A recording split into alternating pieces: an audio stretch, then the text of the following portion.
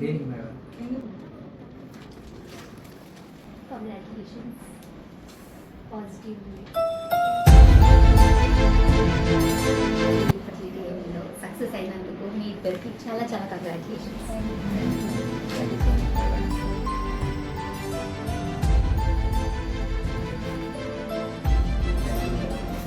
Five years నుంచి అన్ని చోట్ల తిరిగాము, ఎక్కడ అవ్వలేదు. మీ దగ్గర ఓన్లీ మెడిసిన్స్తోనే మాకు 2 monthsగా ప్రెగ్నెన్సీ ఉందండి. చాలా హ్యాపీగా ఉంది మేడం. ఇది హ్యాపీ టైమ్. ఓకేనా?